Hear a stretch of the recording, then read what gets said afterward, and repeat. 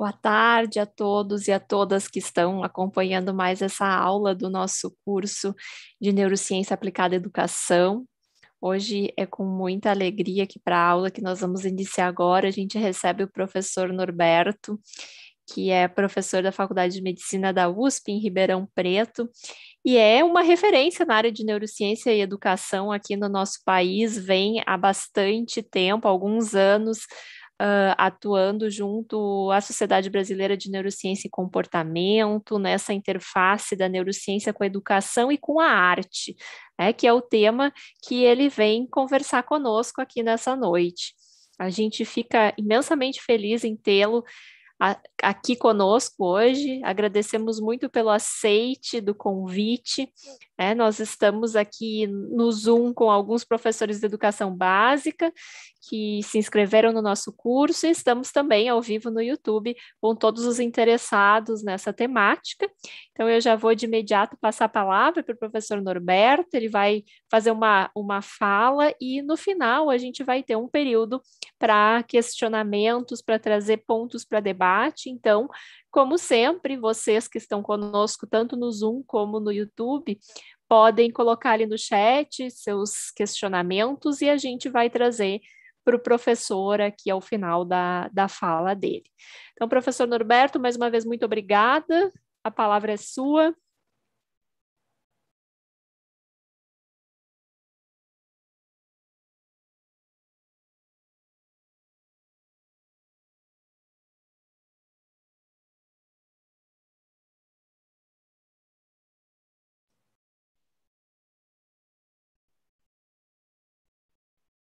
Nos escuta, professor Norberto?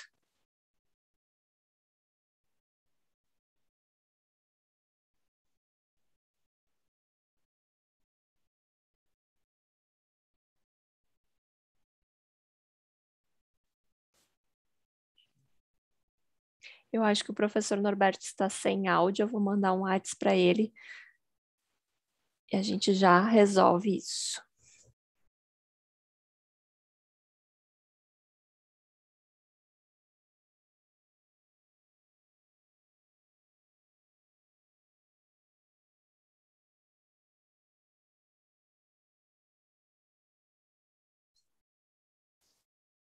Nós não estamos lhe escutando, Norberto. Agora estou escutando. Agora sim. Desculpa, acho que estou escutando duas narrativas, são duas pessoas falando. Então, eu escutei duas vezes você falando.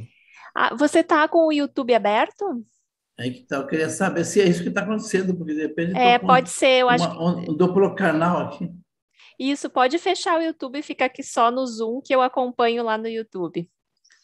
Eu vou tentar, porque de repente comecei a escutar duas vezes aqui. Isso, provavelmente é isso, é o áudio daqui do Zoom e do YouTube que vem um pouquinho depois. Isso, agora acho que eu já eliminei o YouTube. Você está me escutando, né? Sim, estamos. Não, acho que era isso. De repente, eu estava com o YouTube era Com os automaticamente dois. ativo, é isso aí. Não era um evento sobrenatural amplificando a Pamela, não. Tá, Pamela, mas muito obrigado pelo convite para participar dessa nobre tarefa aqui de discutir educação em todos os sentidos. Fico muito feliz de poder participar desse grupo. Eu vi seu número de palestrantes, a qualidade deles, muitas pessoas conhecidas, certamente muitos dos nossos ídolos, né? Começando lá por um dos primeiros palestrantes, o professor Roberto Lende, que certamente é uma referência para todos nós. E estar nesse momento tão precioso, eu diria, para a ciência, para a educação no mundo. Precioso e, paradoxalmente, delicado, trágico, né, por todos os acontecimentos que estamos acompanhando. Então, até por isso, a questão é reforçar a necessidade de fazer esse esforço, né, de troca, né, de integração, de visão complementar. Somos absolutamente singulares, sou convicto disso há muitos anos. Não somos iguais, não, somos singulares, somos únicos, mas nessa nossa unicidade, na nossa singularidade, nos completamos e podemos criar um cenário maior para fazer mudanças que são necessárias. O planeta está em absoluto risco. E estamos falando, então, de uma visão que talvez seja uma visão que está se recuperando e é diferente da visão contemporânea, uma visão feita em cima de um projeto econômico absolutamente voraz, de destruição para a construção, um paradoxo estranho, né? Invadir florestas, construir cidades, megalópolis, acumular objetos, dinheiro, bens, etc. E, evidentemente, que a consequência natural disso tem sido essa destruição que estamos vendo, essa assimetria absurda, né? Com ricos cada vez mais ricos, com pobres cada vez mais pobres, com desigualdade de oportunidades para a educação, para a ciência, para a saúde, para a cultura. Então, celebro muito e parabenizo você e todos os organizadores por esse projeto enorme, belíssimo, e fico muito feliz em poder participar com o meu grãozinho de areia dele. Eu sou convicto, novamente, de que ciência, educação e arte, que eu gosto muito, particularmente as artes visuais, que tento executar de alguma maneira imbricada com a educação e a ciência, elas têm um impacto gigante social. E por isso esses exercícios, né, de troca, enfim, dedicar tempo nosso nobre das nossas vidas para dar oportunidades para as pessoas, pensando particularmente inicialmente nas crianças, depois obviamente nos jovens e assim sucessivamente, depois quem herdar um pouco dessa nossa visão de mundo que possa repassar para as futuras gerações. As universidades, as instituições de pesquisa, as escolas, ensino fundamental, médio, estão todas em risco diante de um cenário de não visão, justamente da prioridade que elas representam. Então, minha palestra, basicamente, minha fala vai ser nessa intersecção mesmo, né? Como articular e colocar um pouco da nossa experiência muito assim na prática. Não vou dar uma palestra que tem a ver com a ciência disso.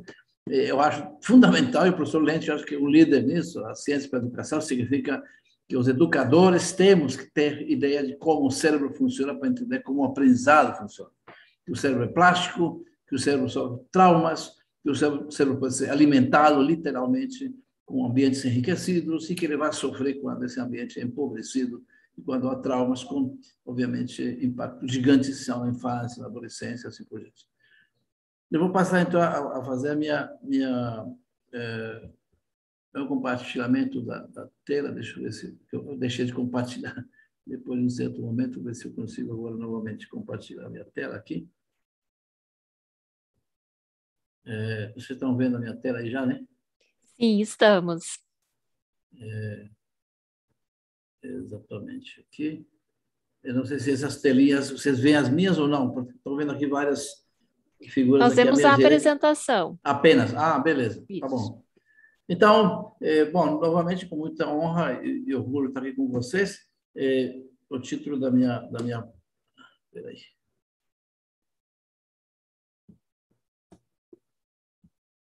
Tem algum problema aqui com a minha apresentação. Agora está passando, né? Isso. Sim, está passando. Ok.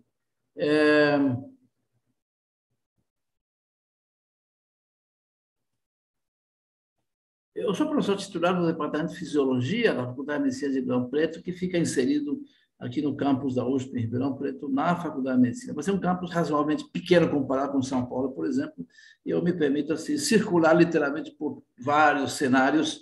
Eu fico no prédio central aqui da área básica, mas com muita proximidade à medicina, né, ao próprio Hospital das Clínicas, mas tem psicobiologia, tem enfermagem, nutrição, fisioterapia, etc. Tem farmácia, tem filosofia como faculdade, embora não haja filosofia como tema, digamos.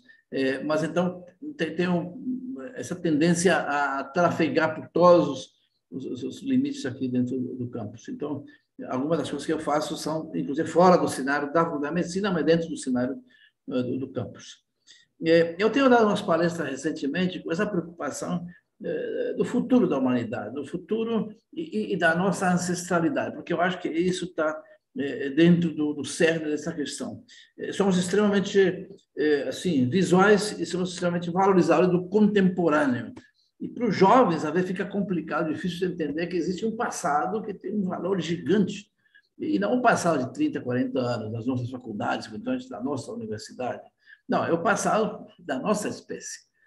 E aí, então, eu tenho começado a fazer isso com muita ênfase, ler muito, tentar contextualizar o que fazemos hoje, mas tendo como base esse conhecimento ancestral, à luz da ciência contemporânea, e não como eventos conflitantes, mas como eventos que somam aos chamados pluriversos, ou basicamente os múltiplos saberes. Eu vou me explicitar ao longo da minha palestra. Eu tenho feito algumas palestras nessa linha na SBNEC, na SBFIS e em vários outros cenários. Não haveria como eu estar falando aqui com você não fosse a origem, justamente parte dessas culturas, as que passaram para mim um monte de ideias. Na escola aqui no Vale de Ribeirão Preto, fundada Messias, nos anos 80, o professor Coviano que fundou, argentino, filho acadêmico do professor Russai, e um dos pais da fisiologia latino-americana. E, evidentemente, que sem o espelho, a retaguarda das escolas, digamos, da filosofia, da ciência, dos pensadores, digamos, históricos. E, evidentemente, que geralmente na ciência ocidental a gente pensa nesse cenário ocidental, europeu, eurocêntrico. Eu gostaria de me estender um pouco mais para trás. Digamos, Oriente, a China, Mesopotâmia, Egito, África, enfim, muito disso a gente não conhece. Muito disso foi deletado, literalmente, por aqueles que conquistaram continentes inteiros e criaram uma situação onde essas culturas foram tidas como culturas diferentes, eventualmente não tinham e não existia, para tanto, a ciência para dar explicações, digamos, racionais. Isso levou, então, a uma deterioração da contação de histórias vindas dessas culturas. Eu gostaria de recuperar muito disso. E estou fazendo isso na prática da minha pesquisa como pesquisador em neurociência, epilepsia, comorbidades neuropsiquiátricas. Eu vou voltar nisso daqui a pouco. Eu não teria como ser quem sou eu se não fosse pelos cérebros que passaram pelo meu laboratório, em torno de uma centena ou mais. Alguns deles viraram mestres, doutores, 20 e tantos doutores, 16, 18 mestres, e múltiplos alunos, em torno de 50 de iniciação científica, alguns, inclusive, mais jovens, mais recentemente, alunos de ensino médio. Então, meu cérebro é certamente o produto da mudança que eu tive com os cérebros que passaram pelo meu laboratório, que elaboraram, dialogaram comigo, e, obviamente, essa ancestralidade acadêmica que eu acabei de mencionar, razoavelmente próxima, e aquela ancestralidade que vem das culturas dos nossos continentes. Eu agradeço certamente a todas as entidades nacionais e internacionais, colaboradores que fazem que a gente possa ter um pensamento plural. E eu começo por um cenário que não é conhecido de todo mundo, mas que eu aprendi a conhecer mais recentemente e que me parece excepcional. Vou tentar mudar essa não sei se eu consigo tirar daqui, porque essa barriga está me incomodando muito aqui. A chamada pluriversidade. A política pluriversal. Eu confesso que é um termo que eu não usava, um termo que eu escutei mais próximo seria saberes múltiplos, os múltiplos saberes. E eu comecei a me enfronhar com essa temática e eu acho extremamente importante. Ou seja, o mundo que nós temos é um mundo definido, geralmente, pelo menos quem mora no Ocidente, pela ciência dita eurocêntrica, século XVII para cá. Talvez um pouco antes a gente pensa em gregos, enfim, romanos e tudo mais. Mas ciência, século XVII, enfim, a gente pensa em renascença, iluminismo, coisas desse tipo, certamente influenciaram o nosso modo de ver o mundo hoje. Mas se a gente olhar para trás, muito mais para trás, culturas indígenas, pré-colombianas, para falar das Américas, tanto no norte quanto no sul, maores, aborígenes australianos, culturas africanas, que tipo de mensagens elas trouxeram para nós e que tipo de condição temos hoje cognitiva, mental, enfim, de percepção de mundo que é derivada disso? Ou quanto disso simplesmente foi abolida porque, por exemplo, não tendo escrita associada, tradições orais, ela foi basicamente deletada. Eu tenho essa preocupação e vou recomendar para você depois. Eu tenho vários desses livros e referências que posso encaminhar para a Pamela para leituras de vocês. Ou seja, a leitura que a gente faz do mundo, desse universo, propõe que haja um mundo de muitos mundos, que são essas releituras de vários continentes, de vários cenários antigos. Outro mundo é possível, outro possível é possível. Se a história que nos contaram pode ser uma história parcial. E a ideia é que ela tem que ser plural, porque ela vem dessa diversidade de culturas. E aqui são basicamente alguns pequenos elementos dessa temática, desse contexto. Eu recomendo livros excepcionais do Boaventura de Souza Santos, sociólogo, historiador de Coimbra, O Fim do Império Cognitivo, a afirmação das epistemologias do Sul. Ele está muito acostumado a falar, olha, você não tem norte. Olha para o hemisfério norte, é desenvolvimento gigante. O hemisfério sul, geralmente, pobreza, ou como ele coloca, ignorância. Né? E, ao mesmo tempo, então, essa questão que Arturo Escobar, por exemplo, colombiano, eu descobri na literatura, não conhecia, ele praticamente se formou na mesma época que eu na Colômbia, na mesma universidade, só que ele é da parte de desenho de cidade, sociólogo, uma visão de mundo muito interessante. E nesse mundo, que é o mundo de hoje, de repente a gente vê que nada disso permeia a interpretação que temos hoje da sociedade, porque estamos diante do impacto daquela decisão que se fez econômica de produção e, basicamente, consumo.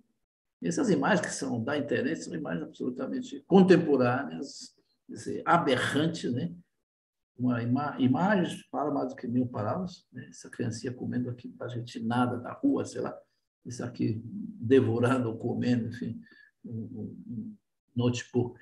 Ou esse indivíduo aqui praticamente morrendo e aqui em dúvida se coloca ou não o celular que está com 1% de bateria.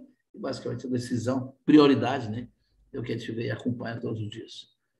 Então, comecei a me debruçar em leituras, como, por exemplo, esse aqui do Deloria, Van Deloria, que é o escritor indígena norte-americano. Esse livro é excepcional, God is Red, é uma visão nativa da religião, faz uma análise muito interessante do que significa a colônia, a colonização da América do Norte em particular e a destruição de múltiplas culturas. Quem morou nos Estados Unidos sabe o que sobrou literalmente das culturas, que é muito próximo do que temos hoje, com muita dificuldade conservada em Yanomamis, Tupi-Guaranis, outras culturas nossas contemporâneas. Esse livro é razoavelmente antigo, dos anos 70, e ele continua absolutamente válido. Quer dizer, não há como justificar o que se fez na colonização, tanto norte-americana quanto sul-americana, tanto portugueses, espanhóis quanto ingleses, e certamente no resto do planeta, para a África, indo belgas, holandeses, alemães, eventualmente portugueses, e, obviamente, para a Ásia e para qualquer, literalmente, direção do mundo. E o que é interessante é que leituras das nossas realidades aqui, preciosas vistas nesse livro do Davi Kopenawa, que é um xamã, um cacique Yanomami, né, que chama A Queda do Céu, fala justamente das cosmologias, aqui no livro fantástico, junto com esse sociólogo, também filósofo francês, convívio de 40 anos.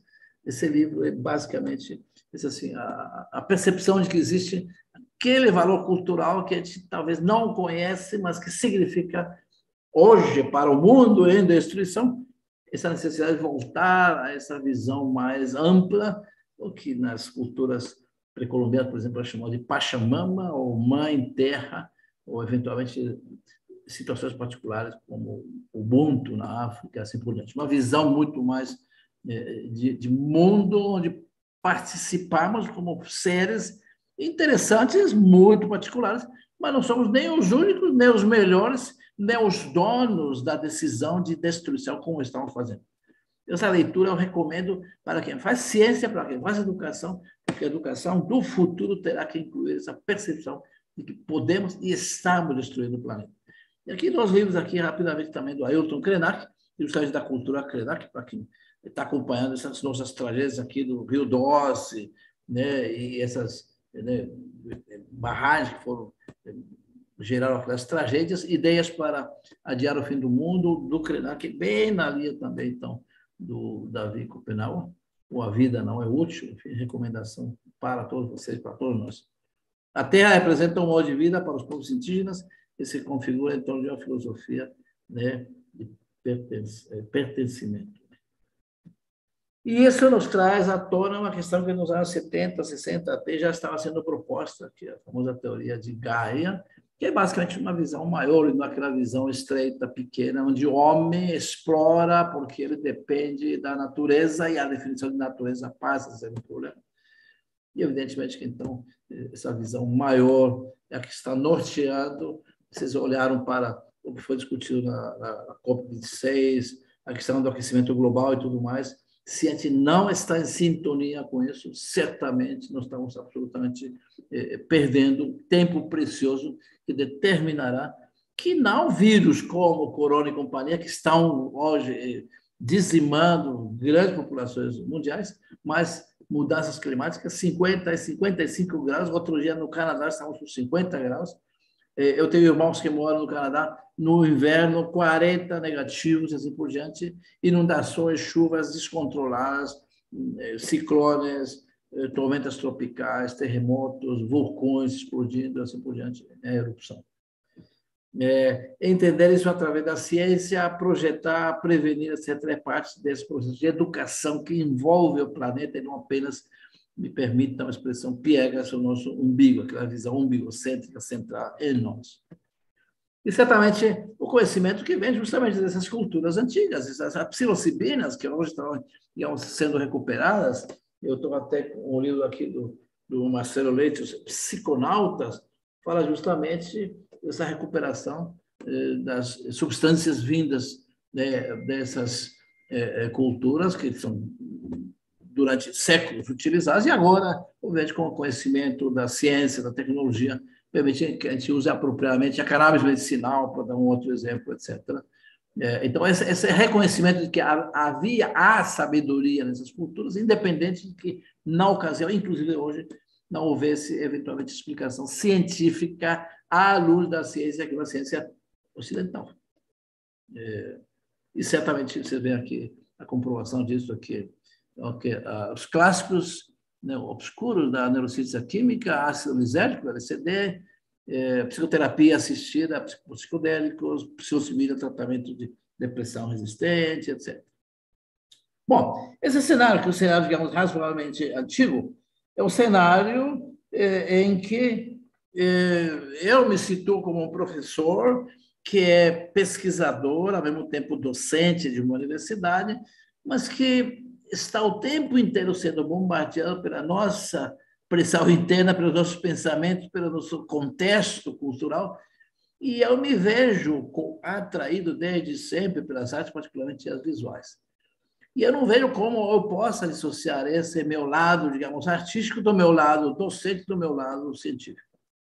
E aí, obviamente, que a questão é, se eu fosse estudar neurobiologia do comportamento, entendendo esse comportamento como, no caso dos humanos, parte de um contexto maior, que seria o dos primatas, eventualmente relações familiares muito estreitas, né, com apego, né, a questão da relação familiar, particularmente maternal ou paternal, evidentemente que eu tenho que me referir aos nossos ancestrais mais próximos. Mas, por outro lado, se eu vou pensar em aprendizado, em plasticidade cerebral, em processos moleculares, eu não vejo nenhum problema em estudar um molusco, uma bactéria, um fungo, algum tipo de elemento orgânico vivo, porque há uma universalidade naqueles princípios que fazem a conectividade, a excitabilidade cerebral acontecer.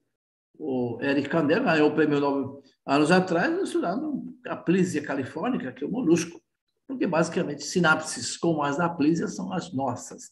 Há uma comunidade no sentido de proximidade entre elas.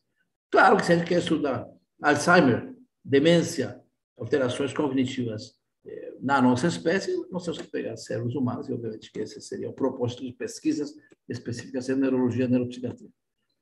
Independente de qual que seja a nossa escolha, mais molecular, celular, humana ou animal, experimental, certamente a gente tem um potpourri de eventos ali, uma caixa de Pandora, e continuamos ainda desconhecendo a grande maioria, e por isso a gente precisa se juntar para pensar juntos. Mas, na essência, somos pessoas que pensam, e aqui eu coloco a título de ícone, o Rodin, o Le Penseur, o pensador, eu digo que somos pensadores, e que o nosso pensamento poderá ser criativo ou destrutivo conforme o nosso julgamento de impacto social. Basicamente, o nosso frontal, aquele famoso filtro social, ficou muito claro, explícito, né, com o fenômeno do Phineas Gage, que perdeu o frontal, perdeu esse controle, digamos, dos atos para eventos sociais, de impacto social. Aí fiz uma animação só para mostrar o quanto nós somos tudo isso ao mesmo tempo. Nós somos primatas.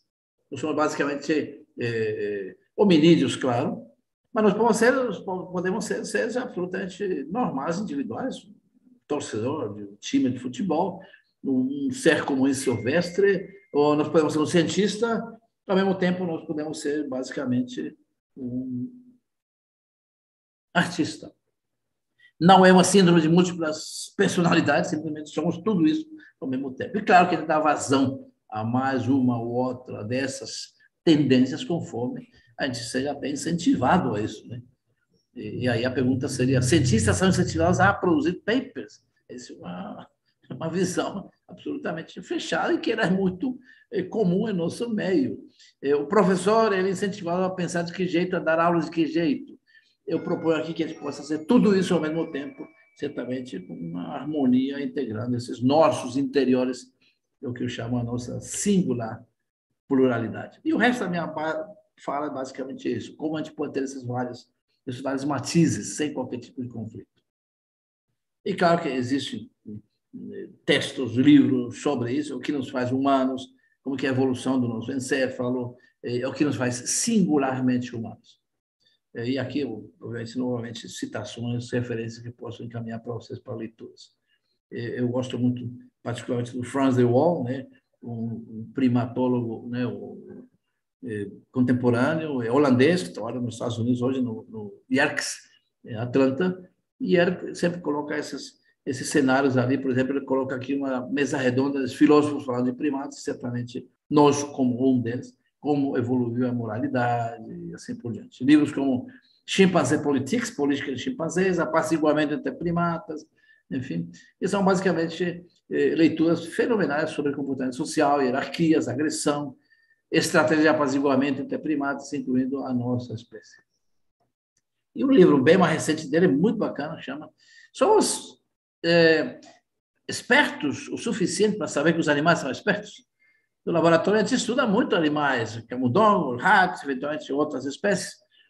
Será que os desenhos experimentais que a gente faz, eles são compatíveis com aquilo que a gente pergunta para os animais? E, obviamente, que significa uma adaptação que nem sempre é adequada para os propósitos da pesquisa que a gente faz. E, evidentemente, que o futuro já, e presente em muitos casos, é a questão da inteligência artificial. O futuro da humanidade seria isso, nós, robôs, ou alguma coisa mista aí. As leituras do Harari são certamente interessantes nessa área.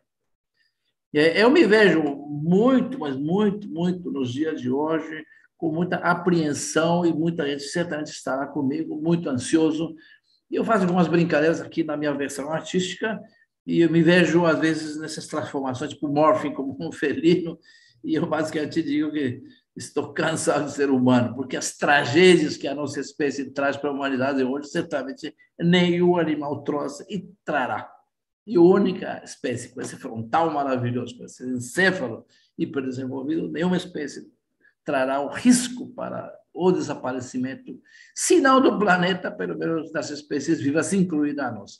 Então, por isso, às vezes, fico aqui na minha irônica expressão: cansei de ser humano. É esse humano que me dá vergonha, literalmente, todos os dias. E por isso a nossa necessidade de termos humildade para reconhecer as nossas falhas e entender que o universo transcende a nós, que não é apenas feito de nós. E ali gosto muito também do livro da filosofia, né, do Thomas Kuhn, A Estrutura das Revoluções Científicas, se fala do conhecimento, da geração de conhecimento, da quebra de paradigmas, da montagem de quebra-cabeça como peças pequenas que vão gerando conhecimento, mas que pode ser debatido, destruído, demolido se novas evidências aparecem.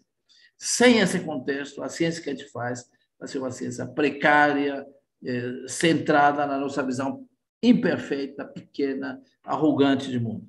E aí os exemplos que ele coloca são os modelos de universo, desde Ptolomeu, Kepler, Copérnico, Galileu, Newton, Einstein, etc. O curioso é que nós temos o costume da nossa, certamente, história ali nas escolas, quando a gente foi até para a universidade, a gente discutia as constelações, que a maioria delas são constelações ou vindas, eventualmente, das Chinas mais antigas, enfim, de Oriente em geral, ou se não da Grécia, enfim, dessas culturas, digamos, vamos falar 3 até 4 mil anos atrás, ou 2 mil anos atrás. Mas para muitos de nós talvez não seja claro por que essa junção de elementos, né, esferas, né, no firmamento, né, no céu, deva ser feita da maneira como essas que a gente aprendeu foram feitas. E aí fiquei muito surpreso de maneira intrigante, interessante, quando vejo a descrição do chamado Céu Indígena, por Germano Bruno Afonso, que infelizmente morreu recentemente.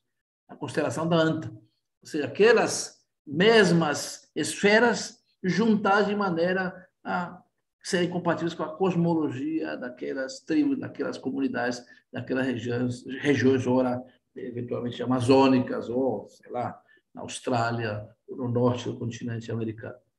Então, essa visão de mundo é uma visão que pode ser muito particular da minha cultura, e isso não tem conflito nenhum com a outra visão que, no outro lugar do planeta, outras culturas têm. Ou, eventualmente, coincidência, mesmo apesar da distância. E eu vejo que, se a gente for mais para trás ainda, a mente da caverna fica a tentar entender arte rupestre e, eventualmente, entender, afinal, o que levou a esses indivíduos a fazer o que eles fizeram. Eu, que sou colombiano, fiquei admirado recentemente que aparece uma imensidão, mais de 100 mil pinturas rupestres numa região ali da Amazônia colombiana, está sendo chamada da Capela Sistina da arte rupestre, com enorme quantidade de imagens desse tipo, inclusive colocando, tipo, 10 mil anos atrás, a convivência de homens com mamutes, por exemplo, um negócio absolutamente inédito, excepcional. Essa volta atrás significa que essa ancestralidade tem inúmero, uma quantidade enorme, né, de motivos para aprendizado nosso, e não entender que a ciência e a história começam conosco. Aqui exemplo dos maias, dos astecas, da Renascença, enfim, as suas várias versões em algum momento, e naturalmente a busca por explicações de como o nosso comportamento depende eventualmente de estruturas cerebrais, como doenças são do cérebro ou do sistema nervoso, eventualmente no caso das neurociências. E certamente as dissecções, em algum momento, a necessidade de explorar com trepanações, ou eventualmente curar com trepanações, independente que a explicação fosse, às vezes, até equivocada, né?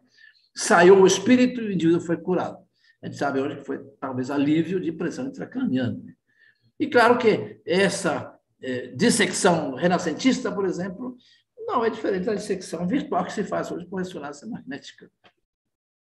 Mas sempre com uma associação entre artes plásticas, no caso visuais, anatomia, necessidade de entender como o nosso encéfalo, o nosso cérebro funciona. E aqui nessa visão de Visible Human Project, do NIH, mostrando como talvez essa conjunção de ancestralidade e visão antiga com modernidade, aqui nessa ressonância 3D, é talvez a grande saída. E, claro que com as máquinas de hoje, com ressonância, com DTI, com uma série de outros elementos, né, da tecnologia dos conectomas, né, do SPECT, do PET scan, a gente pode se aventurar para tentar entender se a criatividade tem substratos, redes específicas associadas com a sua expressão. E, obviamente, que ali, então, faço também eco a essa minha visão de que, talvez, através das artes, se possa detectar em formas que já existem na natureza eficiências de processos que se herdam, literalmente, ou que se repetem. Esses aqui são raízes de orquídeas, aqui no quintal da minha casa, numa árvore, basicamente num coqueiro. E, obviamente, na minha visão de neurocientista, eu vejo que essas ramificações, que são as raízes, não são muito diferentes das ramificações dendríticas, eventualmente axonais de neurônios. E aqui, obviamente, são manipulações digitais. E, basicamente, a ideia aqui é isso, começo, inclusive, a usar dentro do cenário do laboratório ou das aulas com os meus alunos, nas escolas de ensino fundamental e médio, para mostrar preservação de formas e padrões na natureza, que termina, basicamente, repetindo processos bem efetivos, eficientes de processamento de informação. Certamente, se pode expandir isso para cenários maiores, neurônios, sinapses, comportamento motor, eventualmente perguntas mais filosóficas sobre, afinal, o que tem na nossa consciência. Né? E aí, novamente, ilustrando através da arte, mas indagando, fazendo reflexões neurocientíficas de cognição, eventualmente, de funções primárias, sensoriais, motoras ou cognitivas. E há alguns projetos nessa área muito bacana, por exemplo, esse projeto se chama Antidisciplinaridade, do Media Lab do MIT, né, Instituto de Tecnologia de Massachusetts, o que eles chamam de o ciclo de Krebs da criatividade, a junção de arte, ciência, desenho, engenharia, ou seja, não há limites, aqui filosofia, economia, ou seja, são os múltiplos saberes. E aqui, por exemplo, promover que nos nossos laboratórios uma artista plástica como a Malu, que fez doutorado comigo, possa ter, olha aqui, Memórias, é o nome dessa obra que ela fez a óleo, o acrílico, está no meu laboratório original. É um modelo de pensamento. Memória significa uma idosa tricotando as suas memórias. Isso aqui, o hipocampo, isso aqui, o córtex cerebral frontal. Esse modelo, que é um imaginário artístico, é uma questão que tem uma anatomia muito próxima disso, mas que se permite, apesar de ser ciência, uma aventura estética excepcional. Eu confesso, muitos dos meus colegas não se atrevem a fazer essa junção, porque acham que a ciência é apenas numérica, eventualmente racional e objetiva. E essas culturas das quais temos falado, elas promovem a necessidade de recuperar a subjetividade que a ciência poderá ter, porque a subjetividade é humana. E, obviamente, ao eliminá-la, porque a minha métrica tem que ser apenas objetiva, racional, numérica, você deleta um monte de fatores que você chamaria de intuição. Certamente a junção dos dois é excepcional. E na minha área de pesquisa aqui, a epilepsia, por exemplo, aqui a doença da queda, o Falling Sickness, é um livro aqui fenomenal, é o mais antigo, 1943, 45, Temkin, da história da epilepsia dos gregos ao começo da neurologia moderna, ou esse mais recente, da mesma maneira. E eu me permiti aqui, então, recomendo a quem tiver interesse escrever sobre esse assunto, juntando agora a pesquisa das epilepsias, mas tentando fazer uma mudança de paradigma e associando a epilepsia e comorbidades psiquiátricas, depressão, ansiedade, Alzheimer, do conhecimento das culturas históricas ancestrais, a mudança, né, para a complexidade, isso que temos na tecnologia contemporânea. Ou seja, incorporar à ciência um saber que eventualmente não era lá da ciência contemporânea, mas que estava ali naquela observação dedicada, detalhada da natureza, que permitiu a esse homem ancestral sobreviver. A psilocibina, das quais eu falei, a ayahuasca, da qual eu posso falar também, é basicamente produto daquelas culturas, e não é recente. Agora está sendo reutilizado e contextualizado, obviamente, com a ciência contemporânea. Aqui outra brincadeira me permita, que são desenhos do Carral dentro de um hipocampo. Afinal, o hipocampo tem a ver com a forma desse peixe, né, que é o hippocampus. E aqui, então, o Carral, que na sua época falava que o cérebro adulto não se prolifera, não prolifera. E aqui coloquei, então, o mesmo hipocampo, só que com o BRDU, que é o marcador de proliferação neuronal, fazendo um contraste entre Carral e o Confúcio. Se a gente vai para a rua, para as escolas, se a gente leva à universidade o nosso conhecimento dos laboratórios para a sociedade, e parece paradoxal, vamos lá levar à sociedade o nosso conhecimento. Não, não somos sociedade. Você talvez tem uma comunidade externa, não é no sentido que ela é ilhada, nós estamos em bolhas, literalmente em casulos, né? De alguma maneira fechados, gerando comunicação entre pares, que nós falamos na ciência. Veja aqui essa criança absolutamente abismada e extasiada, ou, né, até assustada de ver essas peças, que são peças de ser humano. E aqui, obviamente, uma criança do mesmo jeito, aqui, uma demonstração na Praça 15, aqui em Ribeirão Preto, quando saímos lá para lutar por bolsas, por não um corte de verbas, você vê a admiração dessa criança, maravilhamento dele. E aqui eu fazendo embaixadinha, o professor Norberto, o cientista, é um jogador de futebol, faz embaixadinha, é de carne e osso. O cientista tem que tirar essa aura, né, de indivíduo absolutamente único, porque ele é um ser social e ele tem dores, ele tem fome, ele se alimenta, ele tem osso, tem musculatura. E, obviamente, essa quebra tem que ser feita. E levar essa menina de 12, 14, 15 anos para uma palestra para o professor Mascarenhas, aqui a minha homenagem a ele, recém-falecido, um dos grandes, né, pesquisadores na área da química, da física, né, e um grande promotor, né, desses múltiplos saberes, o professor Mascarenhas, aqui com molecada de 12, 13, 14 anos, o lançamento do livro dele, né, Os Outros Olhares de James. Isso sendo promovido por mim ali no Instituto de Estudos Avançados da USP Ribeirão Preto. E um desses alunos, ensino médio na ocasião, com 15 anos, dando palestra comigo aqui na Brain Bee, né, que é a Olimpíada, no caso aqui, paulista de neurociência, mas que depois é a Olimpíada Mundial. ou seja, incorporar esse menino jovem, que hoje é aluno de ciências moleculares na USP, mas que esteve dos 15 aos 18 comigo no laboratório, estagiando como aluno júnior, digamos, de iniciação científica. Criamos em 2012 a Semana Nacional do Cérebro, a partir de primeiro de desenhos de guache, em parede, como se fosse o Homem das Cavernas lá fazendo existências. A SBN que nos deu o maior apoio até hoje, nos dá. E, basicamente, a ideia é trazer esse conhecimento que está dentro das universidades para a praça. No caso aqui, uma das ações nós chamamos SOS Cérebro na Praça, Praça 15, para quem conhece em Ribeirão Preto, o Pinguim fica do lado aqui desse cantinho, e são mais ou menos, digamos, 12 todos, 24 atividades, e cada ano tem alguma temática. Nesse caso aqui, a semana de 18, a educação transforma, curiosamente. Aqui tem todo o elenco de temas, oficinas, brincadeiras, cérebro de dinossauro, cérebro de humano, cérebro de animais, inteligência artificial, etc, etc. Congregamos pessoas que são das artes, mas artes urbanas, por exemplo, como o Lelin, que pintava aqui, inicialmente, praticamente nada, não conhecia sobre cérebro, encéfalo e tudo mais, passou a ser um dos nossos atores principais, e hoje nós temos aqui capa de revista que ele produziu no nosso cenário da Semana do Cérebro, e hoje são capas de revista da maior revista de epilepsia computada em todo o mundo. São feitas na Semana do Cérebro. E aqui, novamente, esse ambiente, né, aberto, plural, são meninos de rua aqui brincando conosco. E aqui, novamente, eu fazendo aqui a alegoria, essa questão, agora, no caso da Semana do Cérebro, desculpa, da pandemia, desenhando para não pirar. Para mim, funciona como absoluta terapia.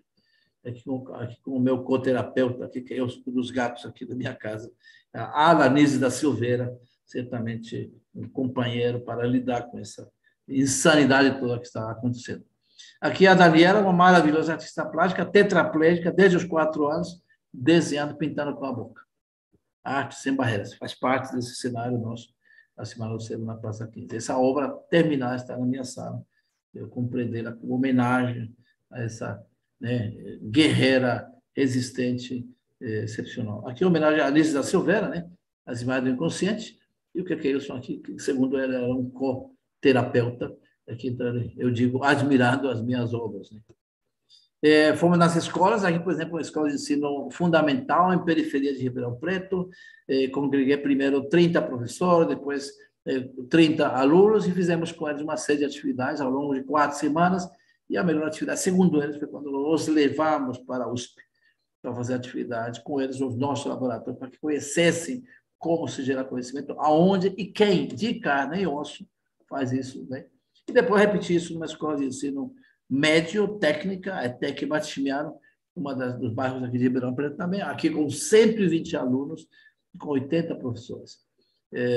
Incrível, o diretor da escola aqui me comentava que, por exemplo, em 90 anos dessa escola USP, eu nunca tinha ido lá para fazer qualquer tipo de interação com eles, que estavam absolutamente encantados.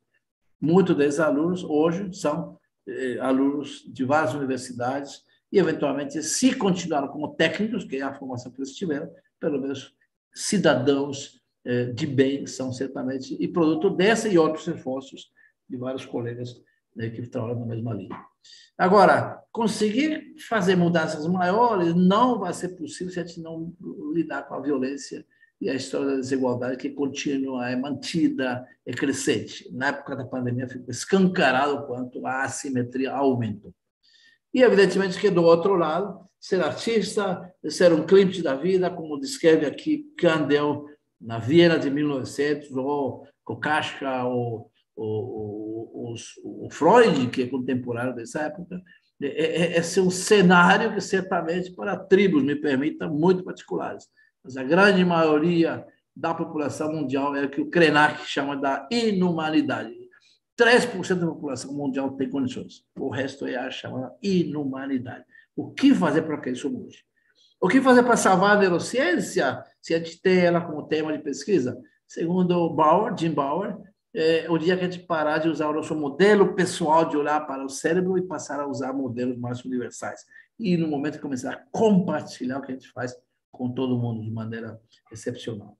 E, falando em compartilhamento, o professor Tom Insel, que foi diretor do Instituto Nacional de Saúde Mental nos Estados Unidos, começa a promover ações que na psiquiatria são certamente revolucionárias. Toda a informação que a gente injeta diariamente no nosso celular, ela está sendo registrada em bases de dados, ela é o que permite a manipulação que se faz dia a dia de nós, com os likes, com as promoções, via Twitter, Instagram, Facebook, o que vocês quiserem.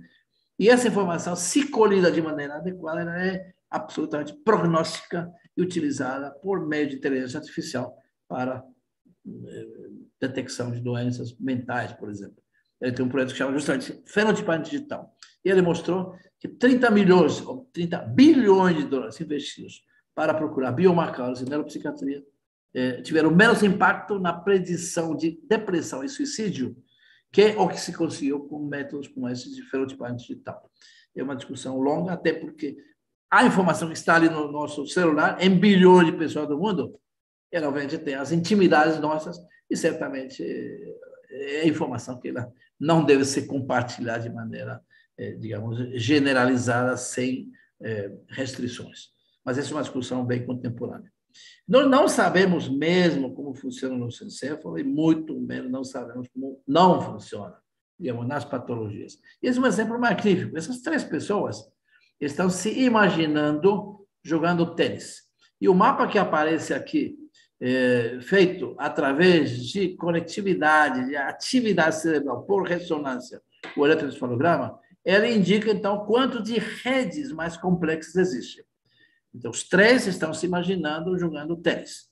E, portanto, é o processamento de um evento imaginário. A pequena diferença dos 3 é que esse indivíduo é um indivíduo acordado, normal, e ele está jogando tênis na sua vida, porque ele está acordado. E esses 2 indivíduos estão em coma profundo. Esse tem um mapa razoavelmente pequeno, e esse tem um mapa muito próximo do normal, mas ele tem coma. O que a gente diz, tira de informação de um indivíduo em coma, quando a gente basicamente imagina que ele está respirando, deglutindo, eventualmente ouvindo e talvez chorando, porque emocionalmente se conecta com a mãe, com o filho, com a esposa. Nós não sabemos desse cérebro detonado, estado vegetativo profundo, e as técnicas contemporâneas nos permitem mostrar que ali há uma rede muito complexa, tanto quanto desse indivíduo, e certamente esse é um ganho para o futuro da pesquisa nessa área. Ou seja, a nossa ignorância é gigante, inclusive, em como o nosso encéfalo funciona.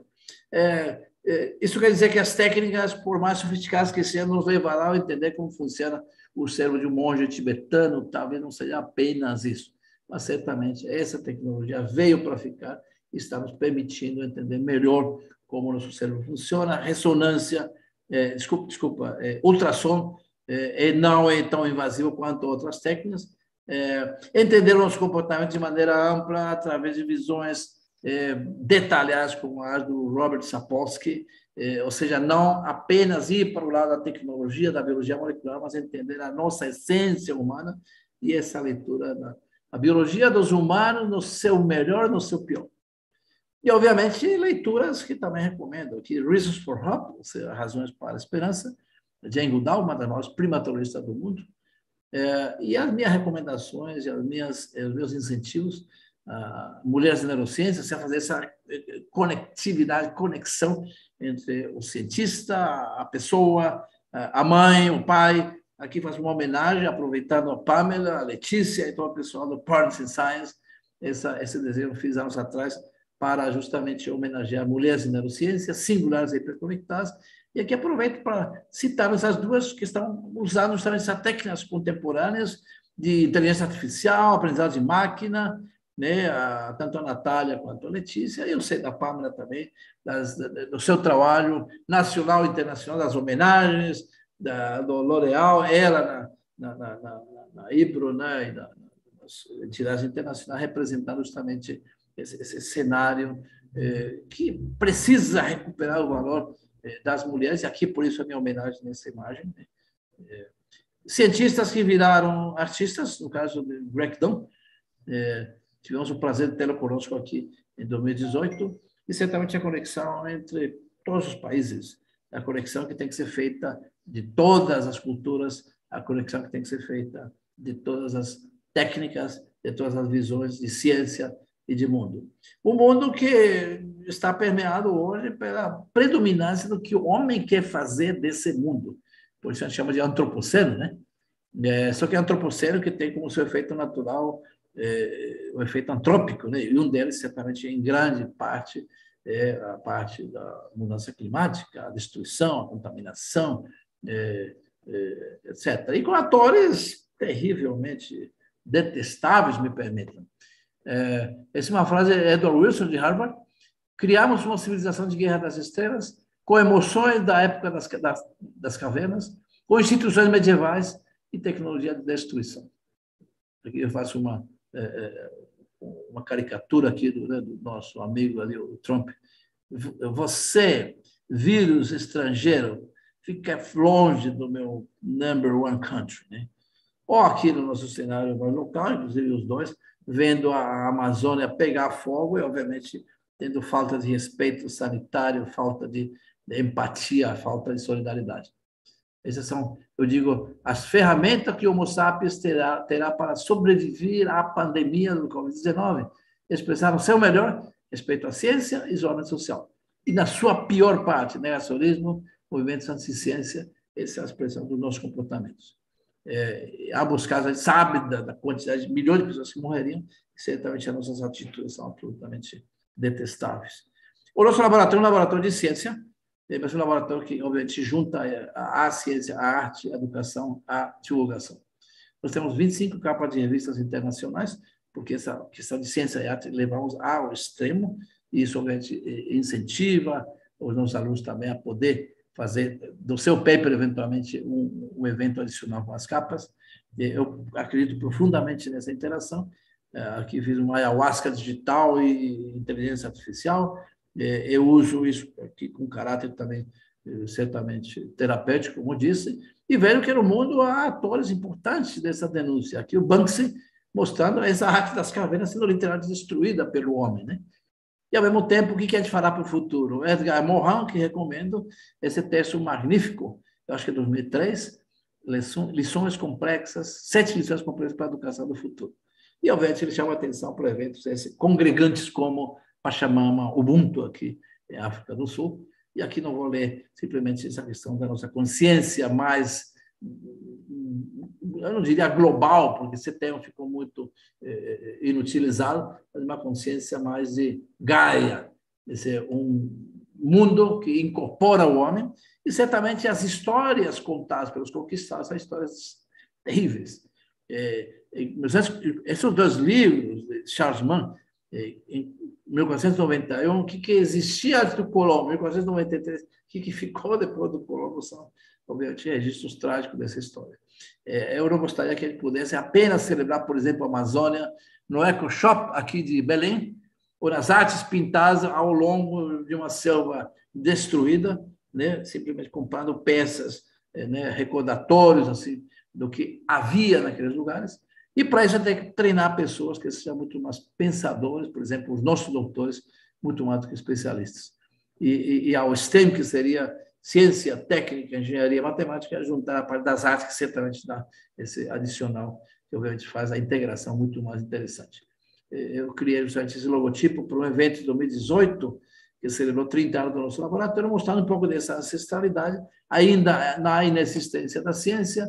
Aqui a lupa da ciência mostrando mecanismos, substratos celulares, e aqui um pouco da visão contemporânea, que certamente, como disse, ou nós falamos aqui nesse nosso evento da época, procurando a cura da epilepsia ao longo dos siglos e através das culturas.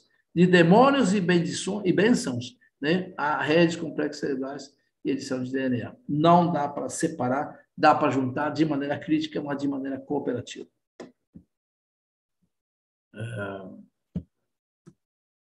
Isso é o que nós vimos, estamos vendo agora, tem que ser preservado, né? Jaders Bell, infelizmente, morreu recentemente, 41 anos, um artista indígena, né? Uma leitura contemporânea, né, da selva amazônica. Aqui são imagens, eu acho que de um argentino fazendo um pouco de releitura também desses indígenas nossos, né? E aqui uma das atoras principais, atrizes principais, né, nesse cenário da COP26, Chae Surui, né, que obviamente nos fez ficar muito felizes de saber da defesa necessária a essas culturas. Aqui eu faço uma crítica, né, do meu jeito, Aquecimento global, miséria e violência. O cérebro seco, mente seca, país seco, planeta seco.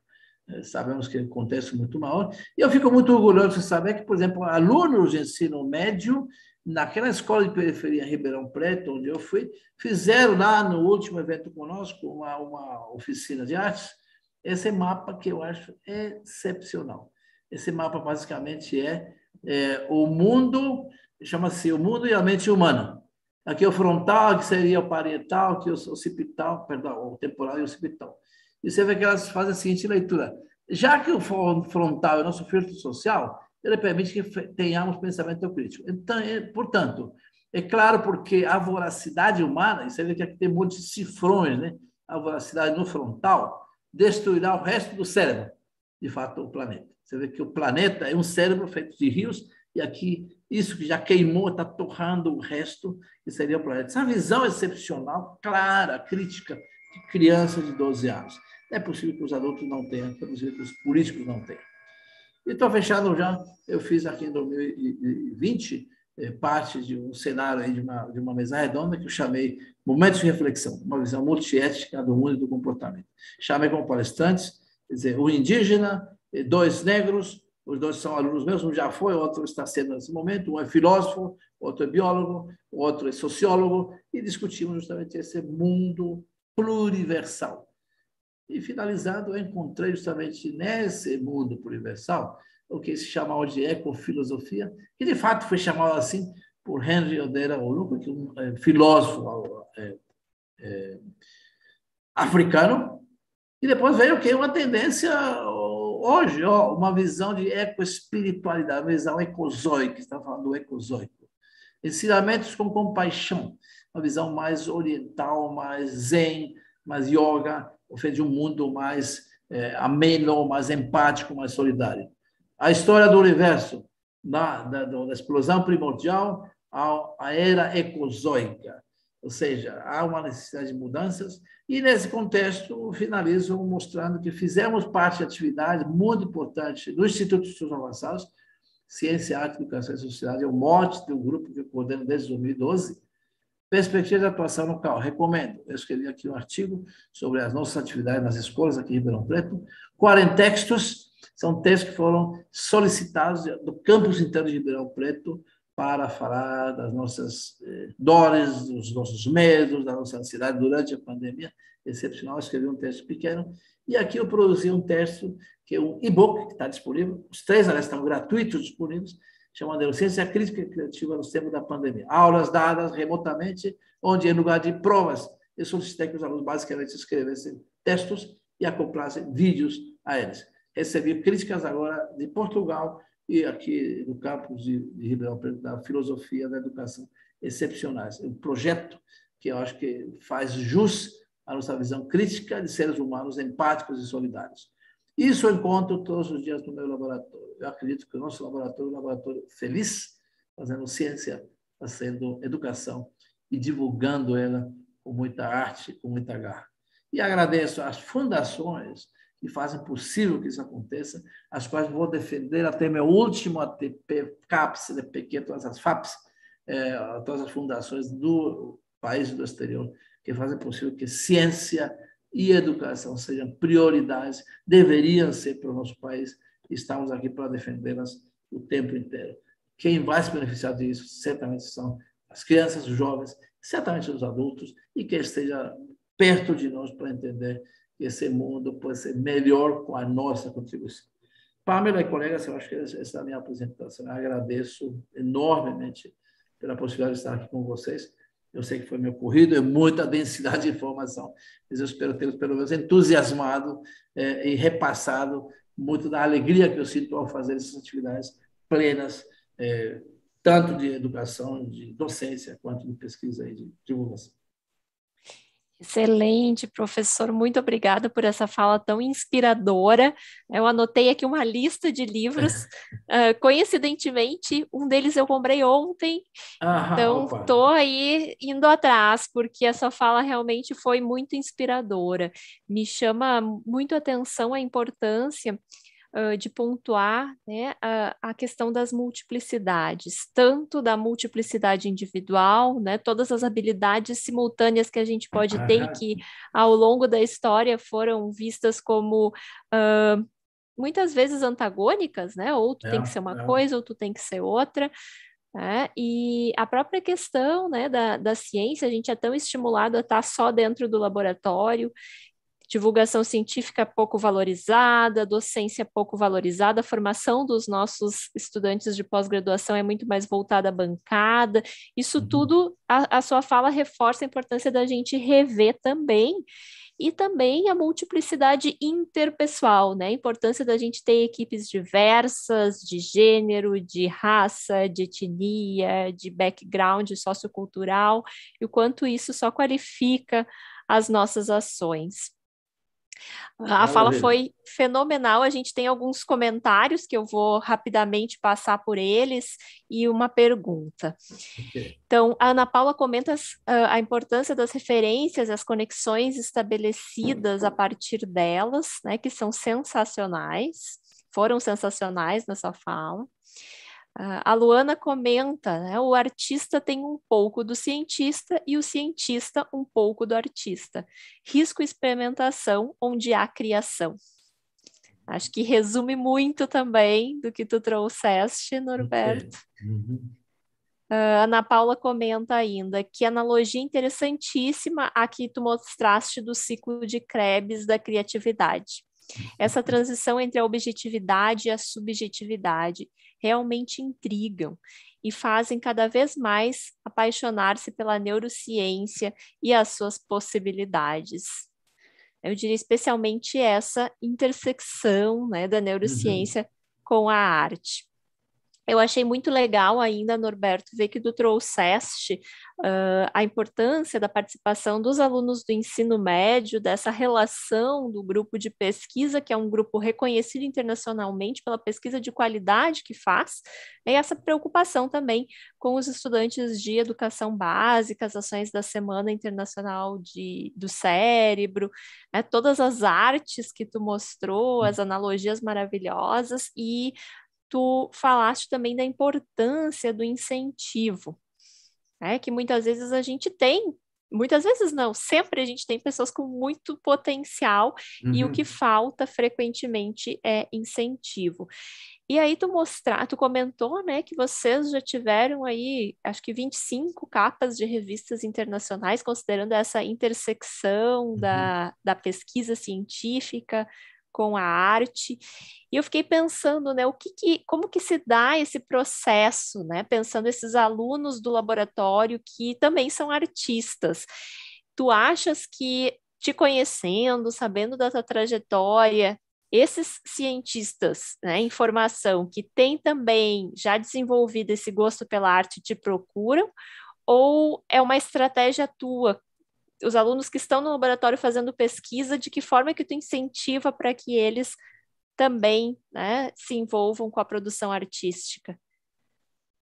Bom, primeiro, muito obrigado pelos comentários, obviamente são o que nos alimenta um pouco dessa questão do entusiasmo, poder entusiasmar pessoas. Acho que a palavra sempre é empatia, né?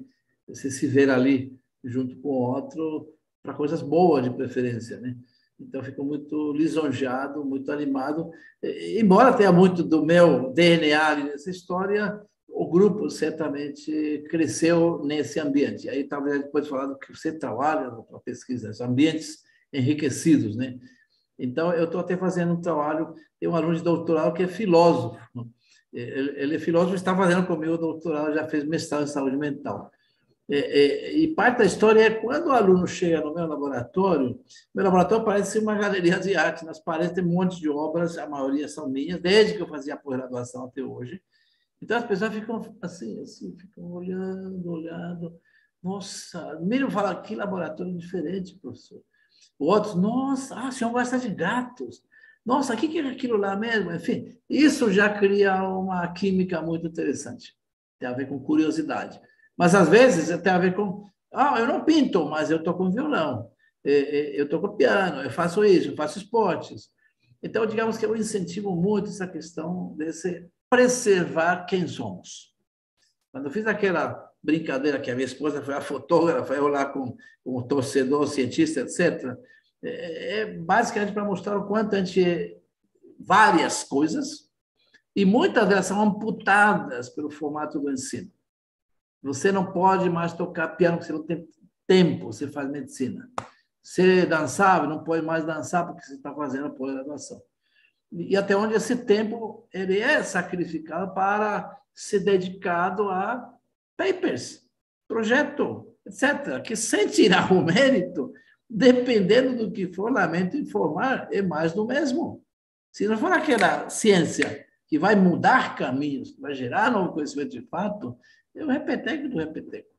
Então, para fazer essa ciência diferente, eu acho que a arte auxilia muito. Carral falava muito isso, esse olhar diferente.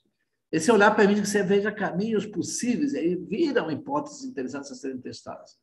Rabiscar, desenhar, falar, registrar, cantarolar, sei lá, depende.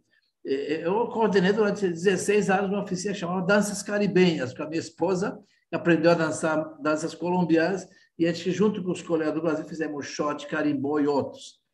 16 anos. Era uma oficina aberta aqui, o público da cidade. Então, digamos que eu incentivo isso, mas, ao mesmo tempo, quando eu detecto que a pessoa já tem, e, claro, dou uma chuchada aqui, olha, você faz alguma coisa nessa área? Eu escrevo poesia. Eu dou vazão a isso e coloco que isso não é o empecilho para que eles façam pós-graduação de qualidade. As capas, em muitos casos, são obras de arte que vêm derivadas do trabalho, mas não necessariamente são a figura 4 do paper. Isso era antigamente. Hoje eu recebo convites para fazer capa. E a capa, então, é alusiva a um tema, mas ela é uma versão mais estética do que científica. Mas nessa conjunção é a valorização da arte dentro da ciência.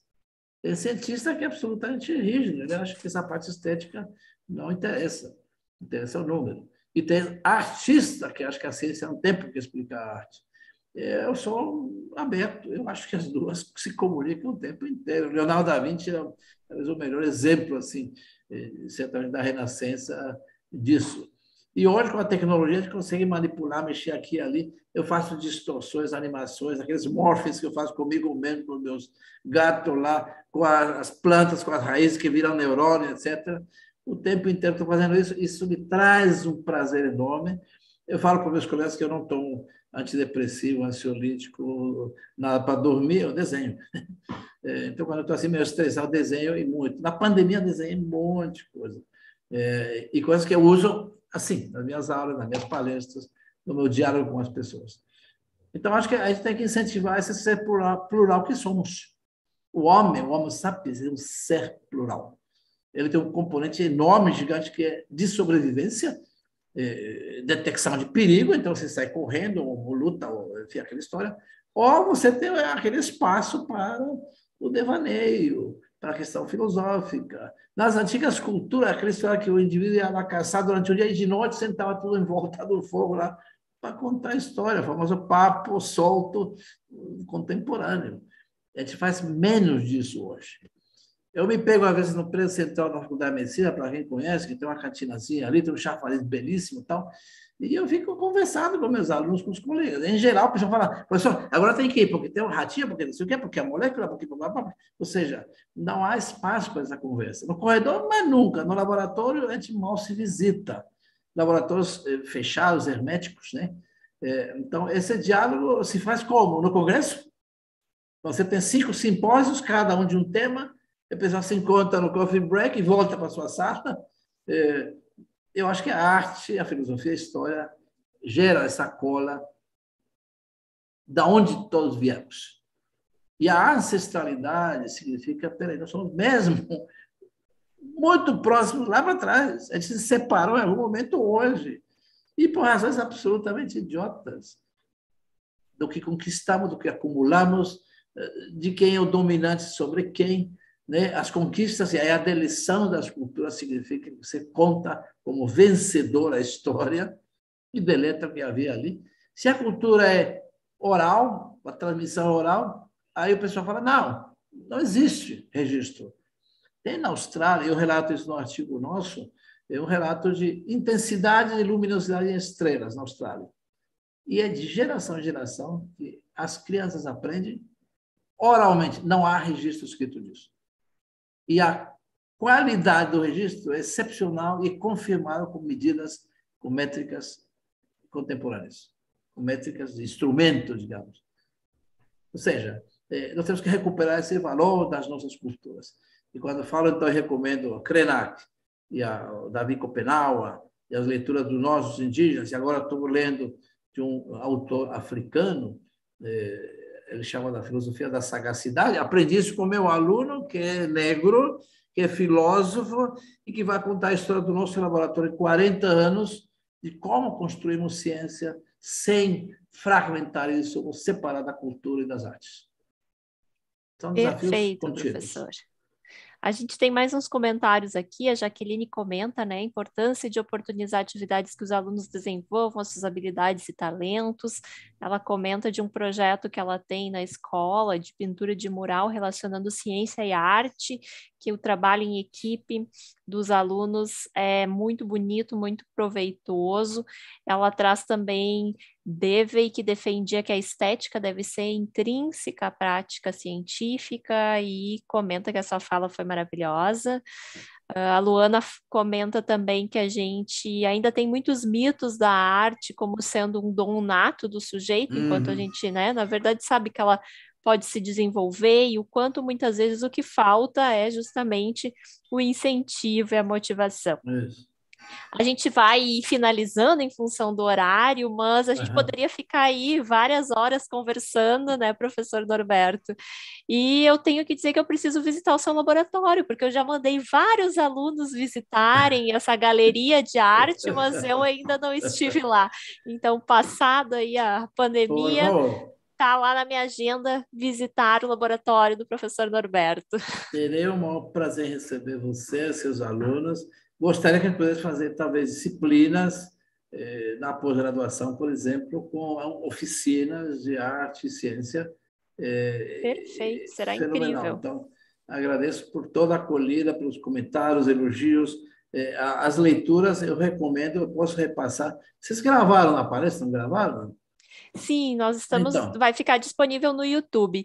E eu ia isso. comentar ainda, professor, se tu quiseres nos mandar o link dos e-books que o seu Sim, grupo publicou, eu vou nós mandar. temos uma biblioteca no Padlet que eu posso colocar lá para os Ok. cursistas acessarem. De fato, tem um que eu publiquei com os alunos da graduação e da pós-graduação, inclusive o Multicêntrico participou disso e tal. Os outros, nós fizemos um capítulo de um